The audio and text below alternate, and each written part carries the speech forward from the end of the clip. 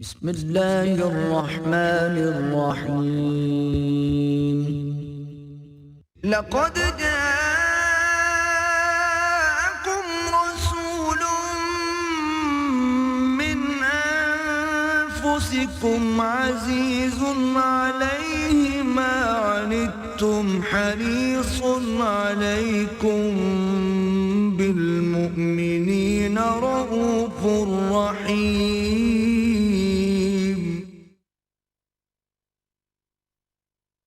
نحمده ونصلي على رسوله الكريم. اما بعد فقد قال الله تبارك وتعالى كما ورد في سورة الحجرات: اعوذ بالله من الشيطان الرجيم بسم الله الرحمن الرحيم. قالت الاعراب آمنا قل لم تؤمنوا ولكن قولوا اسلمنا ولما يدخل الإيمان في قلوبكم وإن تطيعوا الله ورسوله لا يلدكم من أعمالكم شيئا إن الله غفور رحيم. صدق الله العظيم. رب اشرح لي صدري ويسر لي أمري واحلل عقدة من لساني يفقهوا قولي. اللهم ربنا ألهمنا رشدنا وأعذنا من شرور أنفسنا.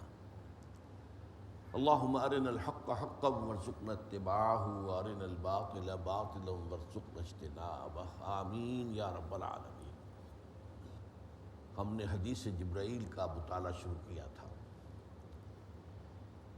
ایک تو پوری حدیث مبارکہ کا ہم ترجمہ پڑھ چکے،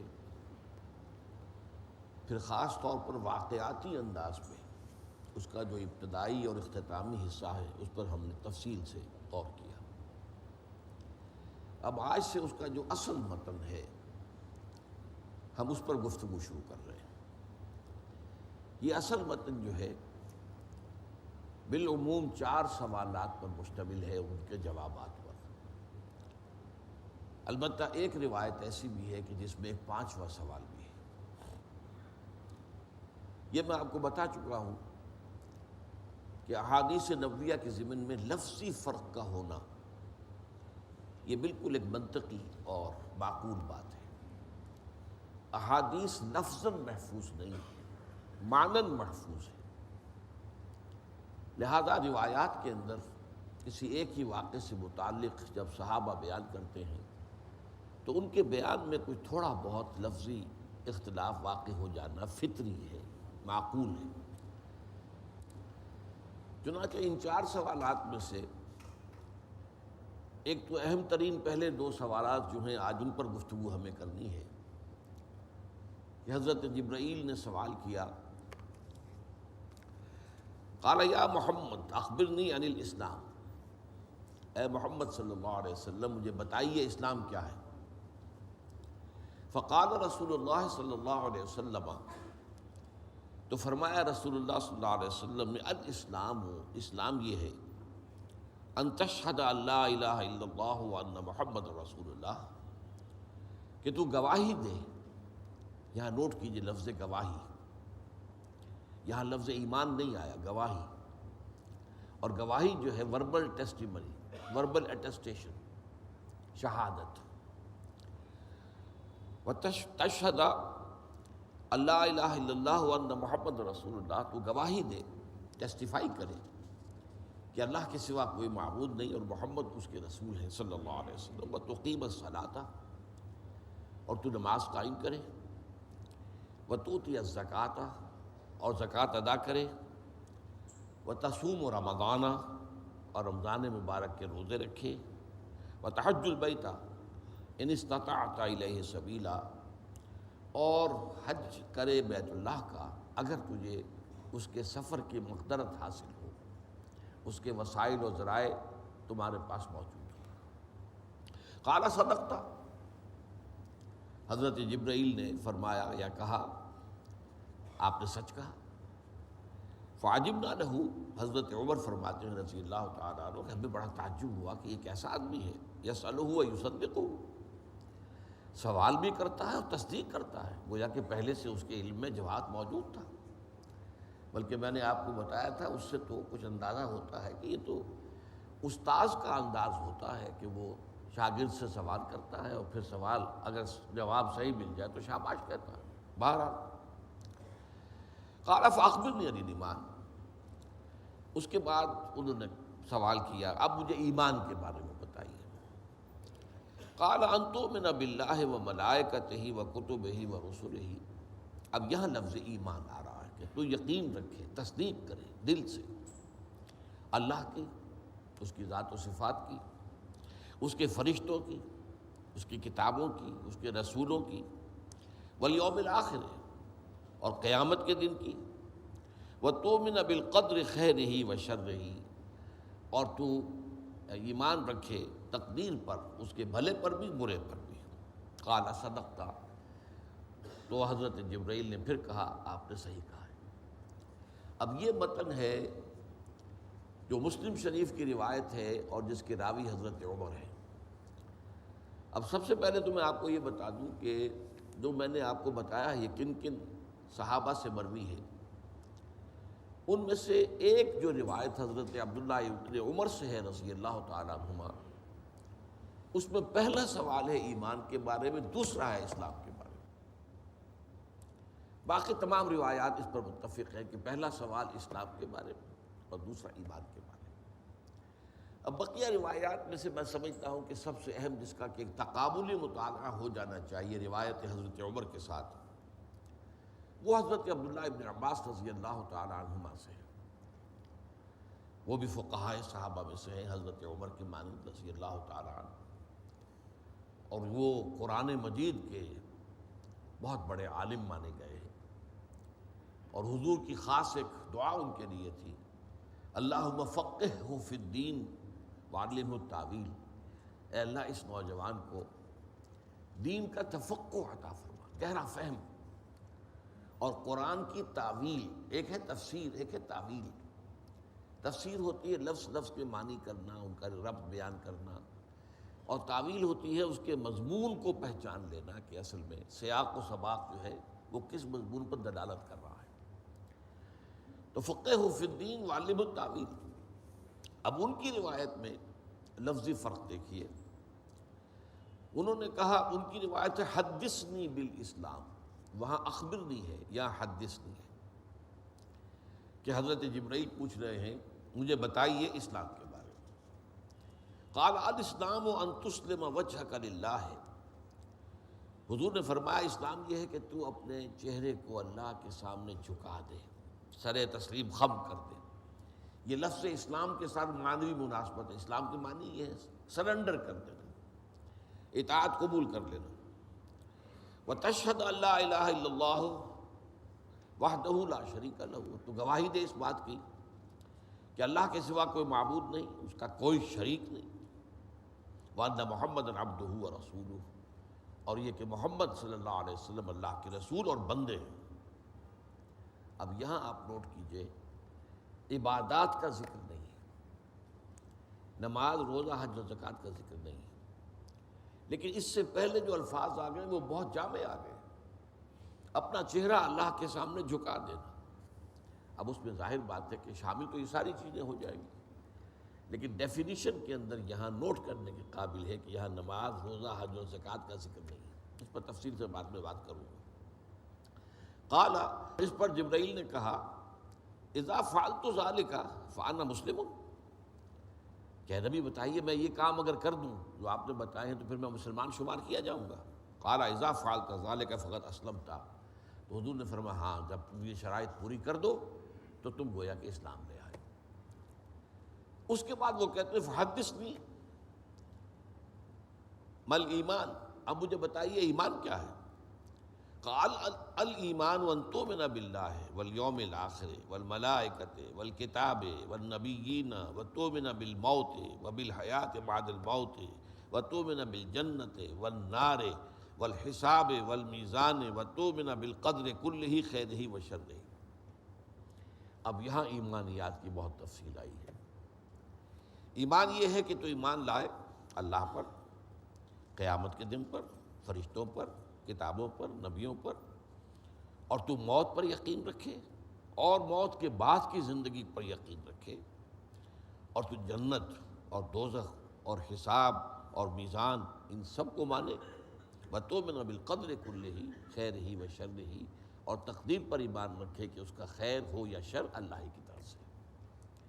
قَالَ فَإِذَا فَعَلْتُ ذَلِكَ فَقَدْ آمَنْتُ، اب سوال کرتے ہیں حضرت جبرائیل، اگر میں یہ کر دوں تو پھر گویا کہ میں مومن ہو جاؤں گا، میرا ایمان اللہ کیا قبول ہوگا؟ قَالَ فَإِذَا فَعَلْتَ ذَلِكَ فَقَدْ آمَنْتَ، ہاں اگر تم یہ کر دو تو پھر تم ایمان لے آئے۔ اب یہ جو فرق و تفاوت سامنے آ رہا ہے، اس کو ذہن میں رکھیے کہ ایسنس میں فرق نہیں ہے، لیکن یہ کہ الفاظ کے اندر فرق ہے، اور اس میں جو سب سے زیادہ مقبول ترین روایت ہے وہ حضرت عمر سے ہے رضی اللہ تعالی عنہ، جو ہم نے تفصیل سے پچھلی مرتبہ جس کا پورا ترجمہ پڑھا ہے۔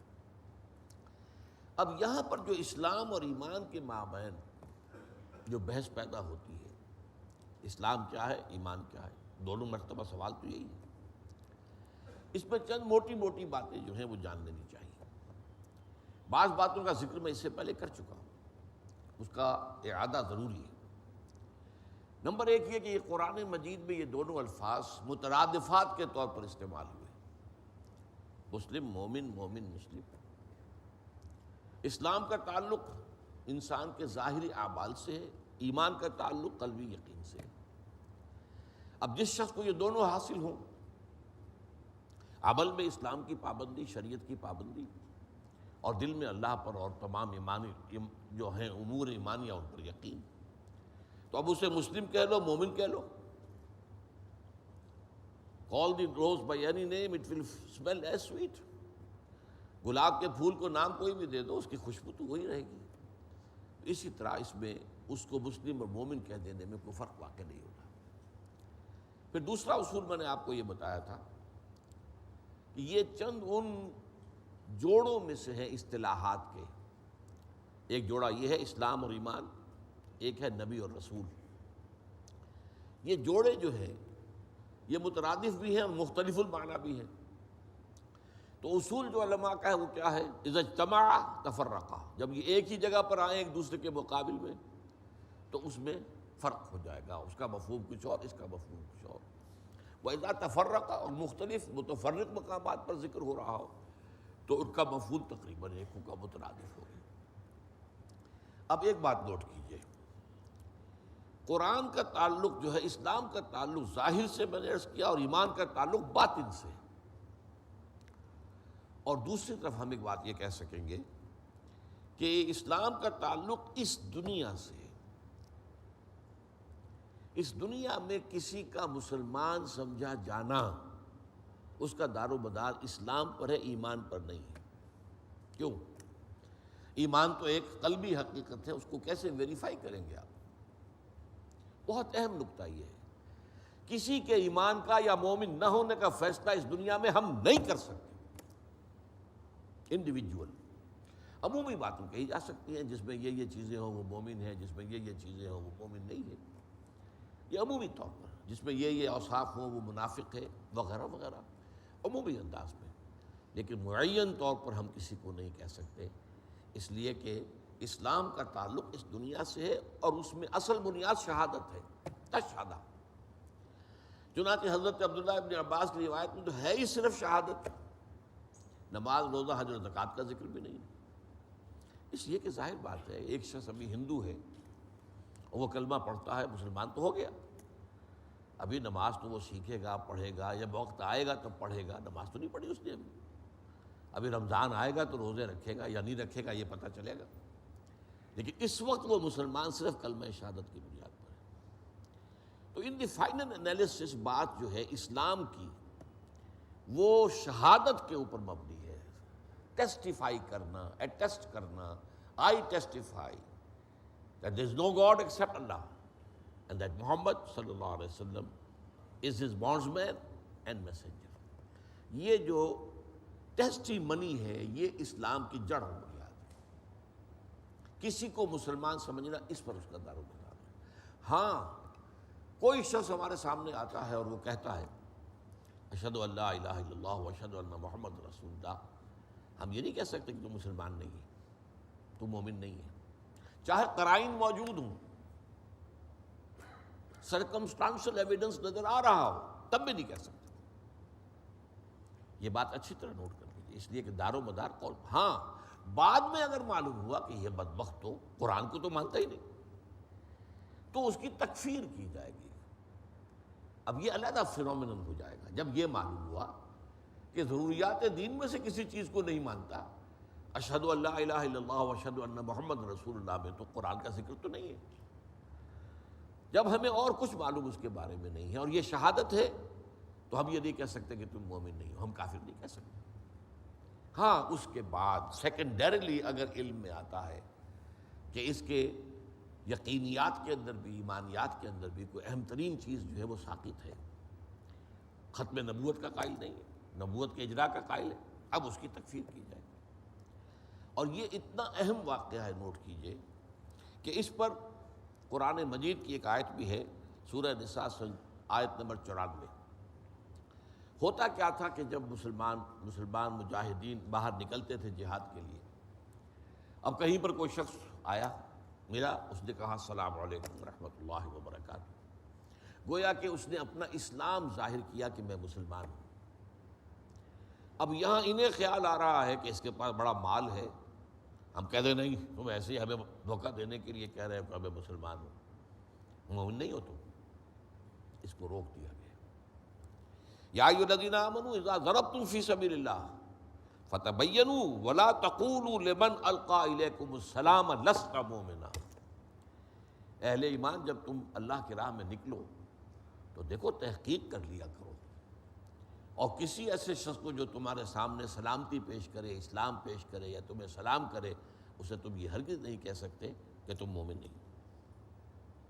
اس لیے کہ اس ایمان کا اسلام کا دار و مدار جو ہے، جو قانونی ایمان ہے، اس کا دار و مدار وہ تو در حقیقت شہادت پر ہے، زبان پر ہے، قول پر ہے۔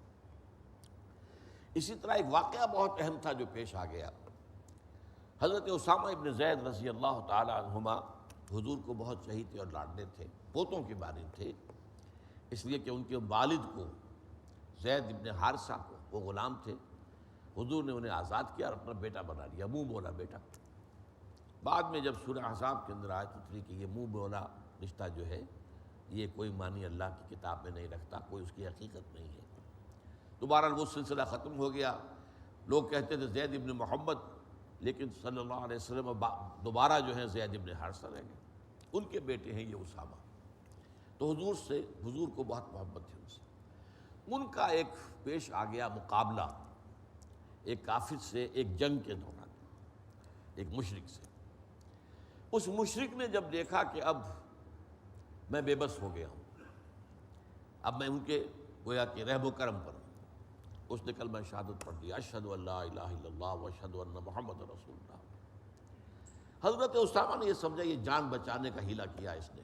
اب دیکھیے میں نے کہا تھا سرکمسٹانشل ایویڈنس موجود ہے، لیکن اس کے باوجود حضرت اسامہ نے جب تلوار چلا دی اور سر قلم کر دیا تو پھر خود انہیں دغدغہ دل میں پیدا ہوا، یا بعد میں حضور کو یہ اطلاع ملی اور انہوں نے طلب کیا اور جواب طلبی کی، بہرحال جس شکل میں بھی ہو، تو حضور نے انتہائی ناراضگی کا معاملہ کیا۔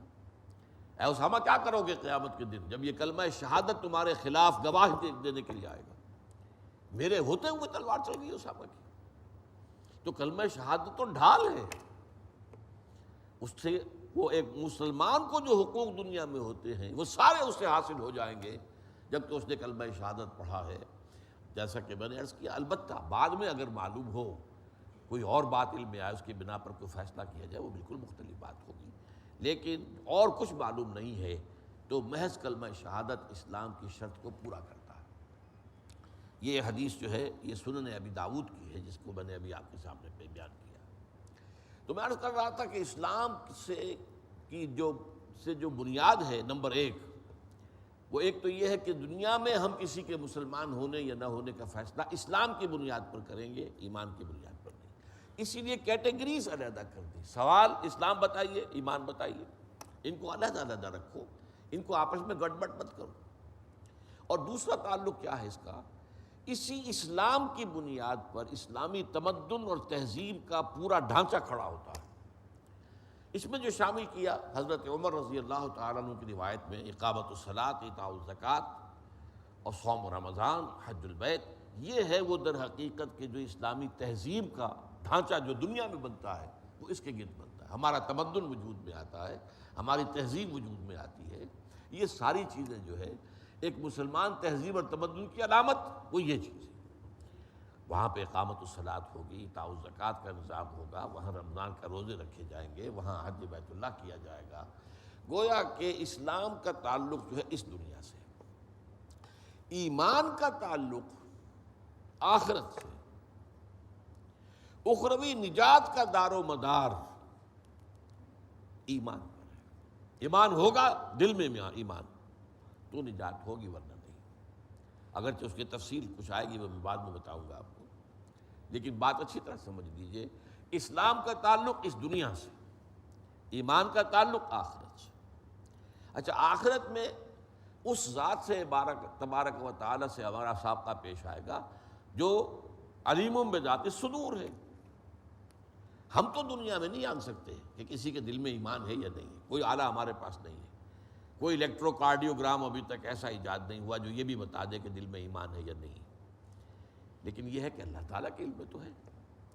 تو قیامت کے دن جو فیصلہ ہوگا، نجات کا دار و مدار وہ ایمان پر ہے۔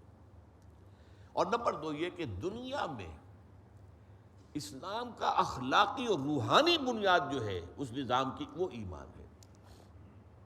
میرے الفاظ کو نوٹ کیجیے اچھی طرح، دنیا میں کسی کے مسلمان ہونے نہ ہونے کا فیصلہ اسلام کی بنیاد پر ہوگا، ایمان کی بنیاد پر نہیں۔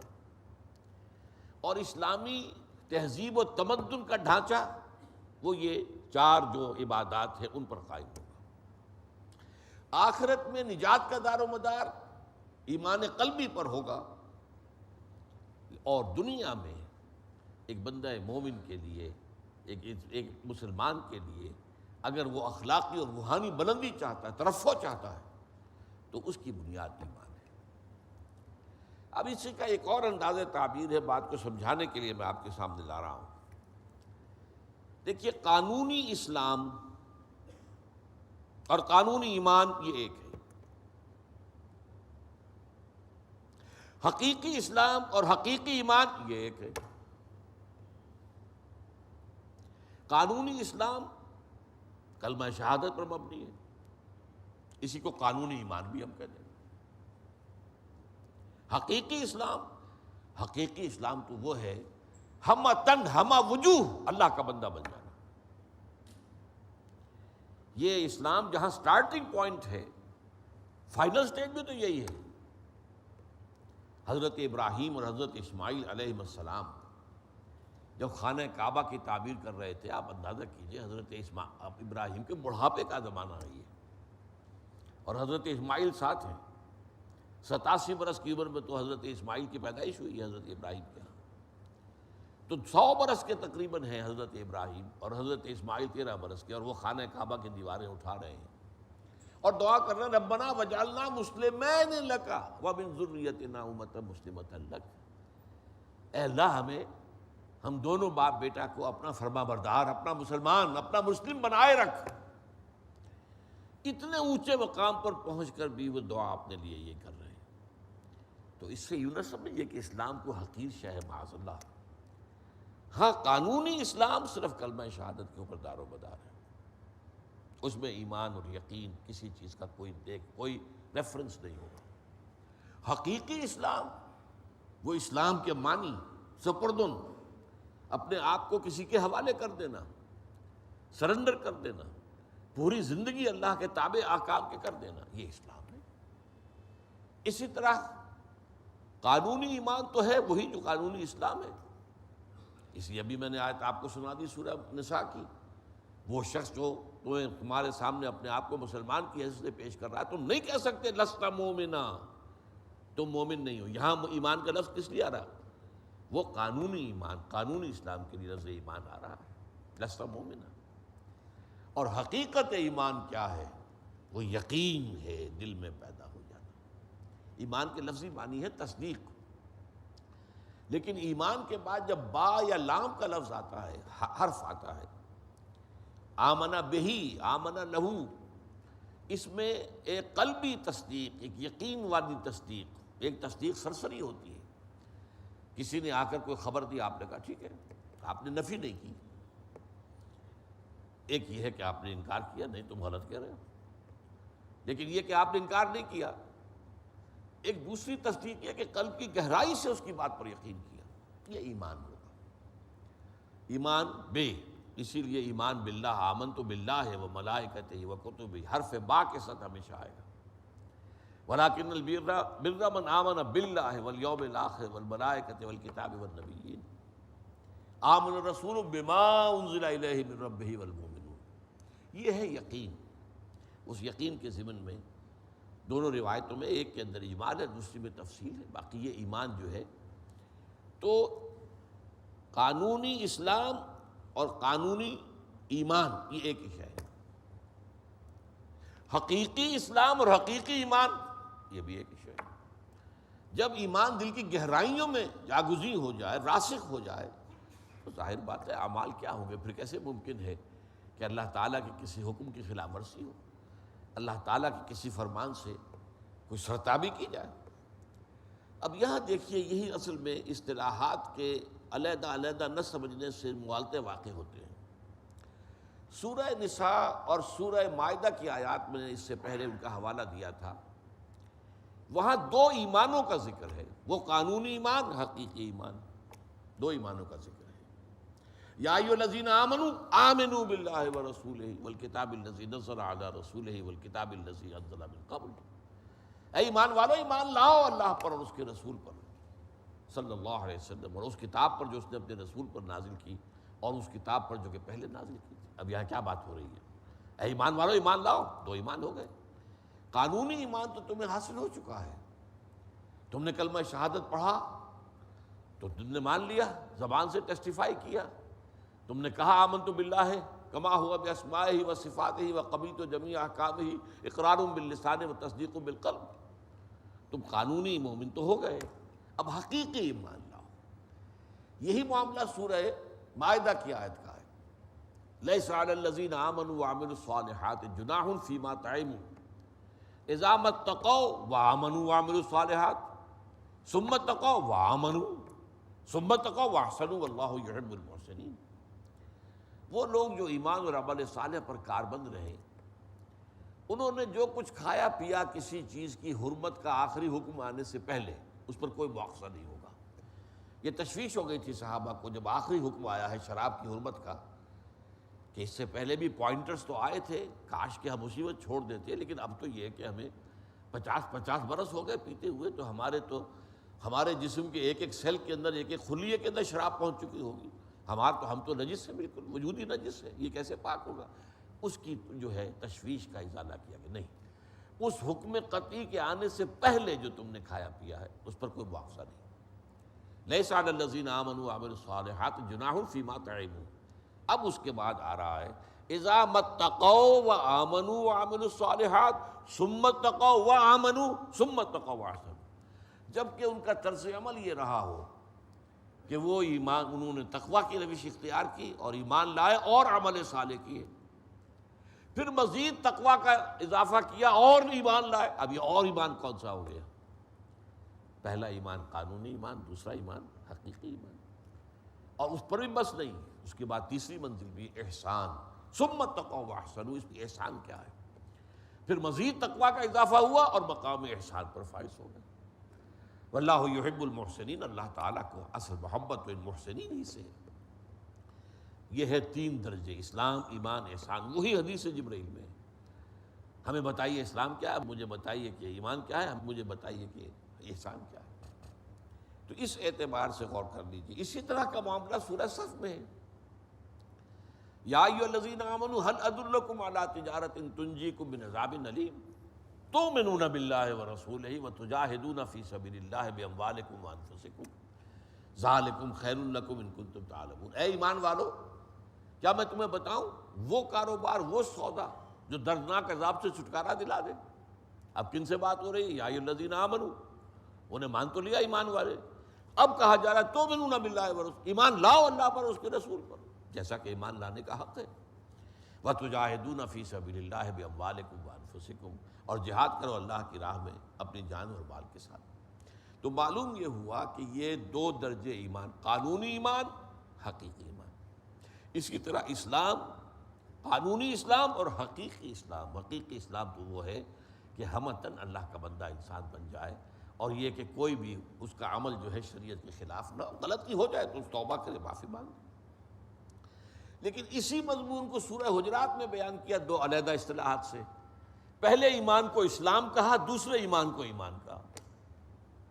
اس اصطلاحی فرق کو اچھی طرح سمجھ کر تو پھر یہ ہے کہ قرآن مجید کا مطالعہ آدمی کرے گا تو کہیں ٹھوکر نہیں کھائے گا۔ وہ قانونی اسلام برابر ہے قانونی ایمان کے۔ تو یہاں فرمایا قالت الاعراب آمنا قل لم تؤمنوا ولکن قولوا اسلمنا۔ یہ بدو دعویٰ کر رہے ہیں کہ ہم ایمان لے آئے، نبی ان سے کہہ دیجئے تم ہرگز ایمان نہیں لائے ہو، اس مغالطے میں نہ رہنا، بلکہ یوں کہو کہ ہم اسلام لے آئے ہیں۔ وَلَمَّا يَدْخُلِ الْإِيمَانُ فِي قُلُوبِكُمْ، ابھی تک ایمان تمہارے دلوں میں داخل نہیں ہوا۔ ایمان تو وہ ہوگا جب تمہارے دلوں میں راسخ ہو جائے، تب وہ ایمان ہوگا۔ ابھی تو یہ قانونی ایمان تو ہو گیا، لیکن یہ اسلام کے درجے کی شے ہے۔ قانونی ایمان کی بنیاد پر تم مسلمان قرار پائے۔ البتہ اس آیت کا دوسرا ٹکڑا میں نے اس سے پہلے کبھی نہیں ان گفتگوؤں میں بیان کیا۔ وَإِن تُطِيعُوا اللَّهَ وَرَسُولَهُ لَا يَلِدْكُم مِّنْ أَعْمَالِكُمْ شَيْئًا، اور اگر تم اللہ اور اس کے رسول کی اطاعت کرتے رہو تو اللہ تمہارے اعمال میں سے ہرگز کچھ کم نہیں کرے گا۔ یہ ایک عجیب بات سامنے آتی ہے، ان کے ایمان کی نفی مطلق، لم تؤمنوا، تم ہرگز ایمان نہیں لائے ہو، وَلَمَّا يَدْخُلُ الْإِيمَانُ فِي قُلُوبِكُمْ، ابھی تک ایمان تمہارے دلوں میں داخل نہیں ہوا، لیکن انہیں مسلمان مانا جا رہا ہے اور ساتھ ہی ان کے اعمال کو قبول کیا جا رہا ہے۔ اکثر لوگوں کو اس میں دھوکہ ہوا ہے کہ اس میں جو جن کا ذکر ہو رہا ہے وہ منافق ہیں۔ میں کہتا ہوں ہرگز نہیں، منافق کا تو کوئی عمل قبول ہی نہیں، یہ منافق نہیں ہے، یہ محض اسلام، بغیر ایمان کے اسلام۔ اس بات کو بہت خوبصورتی کے ساتھ امام ابن تیمیہ نے اپنی کتاب الایمان کے اندر بیان کیا ہے۔ اسلام بغیر ایمان، یعنی ایمان کے بغیر بھی اسلام ہو سکتا ہے، اور یہ وہی ہے کہ جو شخص ابھی جو ہے اسلام لایا ہے، اب ظاہر بات ہے کہ وہ مسلمان تو ہو گیا ہے، اب ایمان اس کے دلوں میں راسخ ہوا نہیں ہوا، کب ہوا، یہ تو بالکل دوسری بات ہے۔ یا جیسے ہمارا معاملہ ہے کہ ہم پیدا ہو گئے اور ہمیں داہنے کان میں اذان سنا دی گئی، بائیں میں اقامت پڑھی گئی، اب ذرا بھی ہم 2-2.5 سال کے بھی ہوئے تو اپنے ماں باپ کو نماز پڑھتے دیکھ کر کھڑے ہو گئے، ساتھ یہ کچھ جو ہے سجدے کر رہے ہیں، اب 5-7 برس کے ہوئے نماز شروع کی، اب یہ جو ہے اسلام تو آ گیا۔ ایمان جو ہے آتے آتے آئے گا، اگر آئے گا، اگر اللہ تعالیٰ وہ خوش نصیب ہے اور ایمان نصیب ہو جائے، لیکن اسلام تو اس کو پیدائشی طور پر حاصل ہوگا۔ تو اسلام اور ایمان کے اندر یہ فرق جو ہے یہ لازم ہے۔ یہی بات تھی وہ بدو کی جن سے کہا جا رہا کہ تم ایمان نہیں لائے، یہ کون تھے؟ یہ جو حضور صلی اللہ علیہ وسلم کی حیات طیبہ کے آخری دور میں، فتح مکہ کے بھی بعد اور اس کے بعد جو ہے غزوہ تبوک کے بھی بعد، اس کے بعد جب وہ آیت نازل ہو گئی کہ دیکھو اب مشرکین کے ساتھ اہل ایمان کا کوئی معاہدہ نہیں ہے، سارے معاہدے ختم، 4 مہینے کی مہلت ہے، یہ مشرکین عرب میں سے کوئی ایمان نہیں لائے گا تو قتل کر دیا جائے گا۔ یہ ہے پہلی 6 آیات ہے سورہ توبہ کی، یہ سخت ترین آیات ہے قرآن مجید کی۔ اسی لیے اس سورہ توبہ کے شروع میں آیت بسم اللہ نہیں ہے، اور اس کی ایک تعویل یہ کی گئی ہے کہ یہ سورت تلوار ہاتھ میں لے کر نازل ہوئی ہے، اور آیت بسم اللہ میں تو اللہ تعالیٰ کے اسماء گرامی الرحمن الرحیم ہے، بسم اللہ الرحمن الرحیم۔ یہاں اللہ تعالیٰ کی شان رحمانیت کا ظہور نہیں ہو رہا، اللہ کے جلال کا ظہور ہو رہا ہے، لہذا یہاں آیت بسم اللہ نہیں ہے، تو یہاں پر اعلان کیا گیا، اور وہ اس لیے کہ حضور کی اصل بعثت جو ہے بنیادی طور پر وہ بنی اسماعیل کے لیے تھی، عرب کے لیے تھی، اور یہ اللہ کا قاعدہ اور قانون رہا، جس قوم کی طرف معین طور پر رسول بھیج دیا جائے وہ ایمان نہیں لاتی تھی تو برباد کر دی جاتی تھی، ختم کر دی جاتی تھی۔ قوم نوح ہلاک کی گئی، قوم ہود ہلاک کی گئی، قوم صالح ہلاک کی گئی، قوم شعیب ہلاک کی گئی، سدوم عمورہ کی بستیاں تباہ کی گئی، آل فرعون ہلاک کیے گئے۔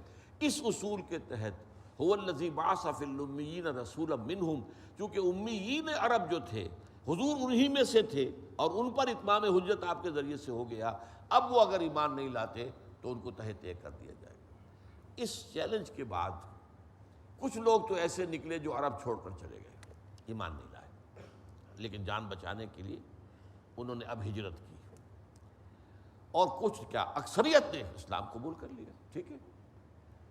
اب جنہوں نے اسلام قبول کیا ان میں یقیناً ایسے بھی ہوں گے جنہوں نے خلوص دل سے کیا ہو، ان میں ایسے بھی ہوں گے کہ جنہوں نے منافقت سے کیا ہو کہ ٹھیک ہے اب تو کوئی مجبوری ہے، ایمان لے آؤ، جان بچاؤ، پھر دیکھیں گے، پھر کوئی موقع دیکھیں گے تو سر اٹھائیں گے، پھر کوئی کاؤنٹر ریولوشن لانے کی کوشش کریں گے جیسے کہ بعد میں ہوئی۔ اور کچھ ہو سکتے ہیں بین بین، نہ تو بدنیتی تھی کہ منافق کہے جائیں، اور نہ واقعی دل میں ایمان آیا تھا کہ مومن قرار دیے جائیں، تو نہ مومن نہ منافق، بلکہ ایک درمیانی معاملہ، وہ اسلام جو بغیر ایمان کے۔ اس آیت کا جو ہے یہ اہم پہلو، اہم ترین پہلو ہے۔ اب اس وقت سوچئے کہ اصل میں امت اسلامیہ، امت مسلمہ کی عظیم اکثریت کی جو اصل گمراہی کیا ہے، وہ قانونی اسلام اور حقیقی ایمان کو ایک سمجھ بیٹھے۔ جب ہم مسلمان ہیں تو مومن ہیں، بھئی یہی تو حماقت ہے۔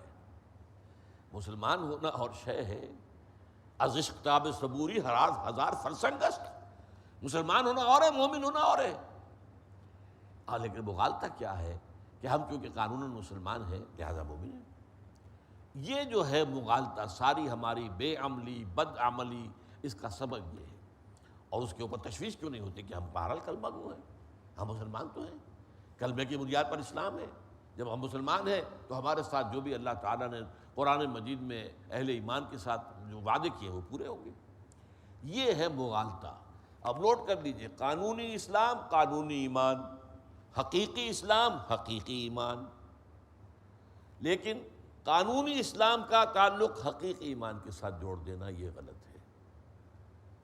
قانونی اسلام کا تعلق قانونی ایمان کے ساتھ جوڑے گا، حقیقی ایمان کے ساتھ نہیں۔ مغالطہ پھر سمجھ لیجئے کہ اس وقت امت کی عظیم اکثریت کے گمراہی کا اصل سبب کیا ہے کہ ہم نے قانونی اسلام کو یا قانونی ایمان کو حقیقی ایمان سمجھ لیا، حالانکہ قرآن مجید میں جو وعدے بھی اہل ایمان کے ساتھ ہیں وہ حقیقی مومنین کے ساتھ ہیں، قلبی مومن، یقین والے مومن۔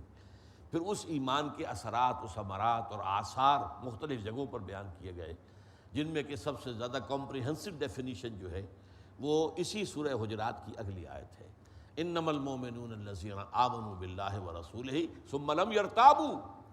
مومن تو صرف وہ ہیں جو ایمان لائے اللہ پر، اس کے رسول پر، پھر شک میں ہرگز نہیں پڑے، یقین کی کیفیت۔ وجاہدوا باموالہم وانفسہم فی سبیل اللہ، اور انہوں نے جہاد کیا اپنے جانوں اور مالوں کے ساتھ اللہ کی راہ میں، اولئک ھم الصادقون، صرف یہ لوگ سچے ہیں۔ اب میں آپ کے سامنے ایک اجمالی سا نقشہ رکھنا چاہتا ہوں کہ جو کلامی بحثیں ہمارے ہاں ہوئی ہیں، 1400 برس ہم آرام سے تو نہیں بیٹھے رہے نا، بحث و تبحیث اور آخر منطق کا استعمال کرنا، بال کی کھال اتارنا، یہ سارا کام ہی ہمارے یہاں ہوا ہے۔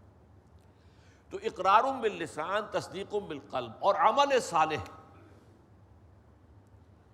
یہ تین چیزیں لازم و ملزوم ہیں یا نہیں؟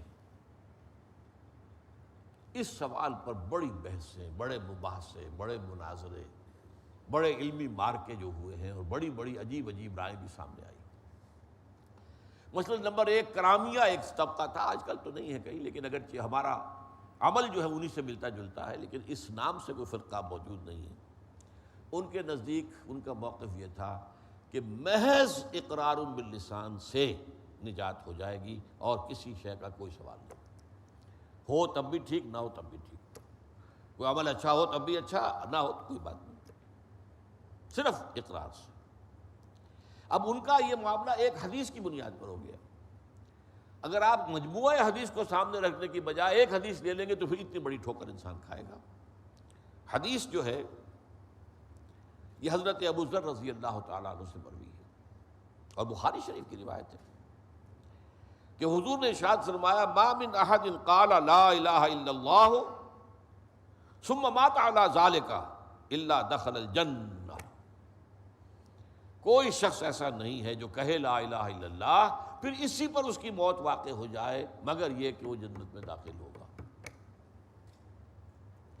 حضرت ابو ذر فرماتے، میں نے کہا وَإِن زَنَا وَإِن سَرَقَ، حضور یہ آپ کیا فرما رہے ہیں؟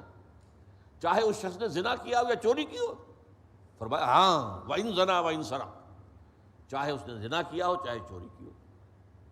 پھر سوال کیا وَإِن زَنَا وَإِن سَرَقَ، فرمایا ہاں وَإِن زَنَا وَإِن سَرَقَ، 3 دفعہ، علی رغم انف ابی ذر، ابو ذر کو ہی پسند ہو یا نہ ہو، علی رغم اس کے، اللہ کا معاملہ یہی ہے۔ اب اس ایک حدیث کو لے کر تو کرابیہ پہنچ گئے۔ دوسرا ایک قول یہ ہے کہ اصل شے جو ہے وہ صرف تصدیق قلبی ہے، زبان سے اقرار بھی لازم نہیں ہے۔ بعض حالات تو ایسے ہو سکتے ہیں جن میں یہ بات صحیح ہو، چنانچہ قرآن مجید میں سورہ مومن میں جو ایک مومن شخص جو آل فرعون میں سے تھا، رجل مومن من آل فرعون یکتم ایمانہ، جو اپنے ایمان کو چھپائے ہوئے تھا، اس نے اعلان نہیں کیا تھا آل فرعون میں سے، درباریوں میں سے، بڑے سرداروں میں سے۔ لیکن جب فرعون نے اپنے دربار میں یہ مسئلہ رکھا کہ اب بس موسیٰ کو قتل کر دینا چاہیے، آپ مجھے اجازت دیجئے، پرمٹ می، اب یہاں پہ اصل میں ایک پورا پس منظر ہے کہ ہوتے ہوتے صورتحال جو ہے ایسی ہو گئی تھی کہ وہ جو فرعون جو ہے جو سمجھتا تھا کہ میں تو مالک الملک ہوں اور میں تو قادر مطلق ہوں، وہ بھی محسوس کر رہا تھا کہ اب اگر میں نے موسیٰ کے خلاف کوئی قدم اٹھایا تو ہو سکتا ہے کوئی بلوا ہو جائے، کوئی جو ہے فساد پیدا ہو جائے، کوئی جو ہے ہنگامہ پیدا ہو جائے، لہذا پہلے وہ رکھ رہا ہے کہ تم ذرا مجھے اجازت دو، اقتل موسیٰ، ضروری اقتل موسیٰ، مجھے اجازت دو، پرمٹ میں کہ میں قتل کروں۔ اس موقع پر وہ آل فرعون میں سے جو مومن تھے، یکتم ایمانہ، ابھی تک ایمان چھپایا ہوا تھا، اب وہ کھڑے ہوئے، انہوں نے جو دھواں دار تقریر کی ہے اور جو بلاغت اور فصاحت کا ایک اعلیٰ ترین نمونہ ہے، اور نوٹ کر لیجئے میرے الفاظ، قرآن مجید میں کسی نبی اور رسول کی بھی کوئی تقریر اتنی مفصل نقل نہیں ہوئی ہے جتنی اس رجل مومن من آل فرعون کی، سورہ مومن کے اندر پڑھی ہے۔ ایسی اس نے سما باندھ دیا کہ دربار کے اوپر ان کی بات جو ایسی چھا گئی کہ اب فرعون کو بس کرنی پڑی۔ اس نے کہا دیکھو بھائی، میں تو جس چیز میں بھلائی دیکھ رہا تھا، میں تو ان اریکم الا ما ارا، ٹھیک ہے جو میری رائے تھی وہ میں نے پیش کر دی، اگر آپ لوگ نہیں تیار ہیں تو وہ مومن آل فرعون وہ ابھی تک ایمان اپنا چھپائے ہوئے تھے۔ اب اگر اسی حالت میں ان کا انتقال ہو جاتا اور یہ واقعہ پیش آنے سے قبل، تو انہیں کیسے مسلمان مانا جاتا؟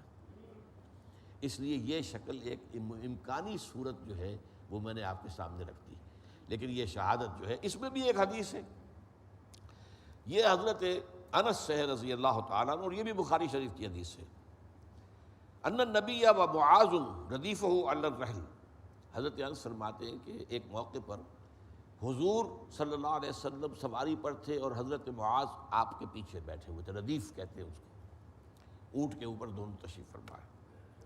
اس وقت جو ہے حضور نے حضرت معاذ کو 3 دفعہ سوال کیا، یا معاذ، آپ نے کہا لبیک و سعدیک یا رسول اللہ، یا معاذ یا معاذ، اور پھر آپ نے فرمایا ما من احد یشہد ان لا الہ الا اللہ وان محمد رسول اللہ صدقا من القلب الا حرم اللہ علی النار، حرمہ اللہ علی النار، جو شخص بھی دل کی گہرائی اور صداقت سے کہے گا کہ میں گواہی دیتا ہوں کہ اللہ کے سوا کوئی معبود نہیں اور محمد اس کے رسول ہیں، اللہ تعالیٰ اس پر جہنم کی آگ کو حرام کر دے گا۔ اب یہاں وہ بات آ گئی، اب یہاں شہادت کے ساتھ قلبی یقین والی بات، شہادت وہ گویا کہ اب یہ ایمان صرف قانونی ایمان نہیں ہے بلکہ قلبی ایمان اس میں شامل ہو گیا۔ شہادت بھی ہے، وہ گواہی دے رہا ہے، لیکن گواہی دے رہا ہے صدقا من القلب، دل کی گہرائیوں کی صداقت کے ساتھ، تو اس پر اللہ تعالیٰ جہنم کی آگ کو حرام کر دے گا۔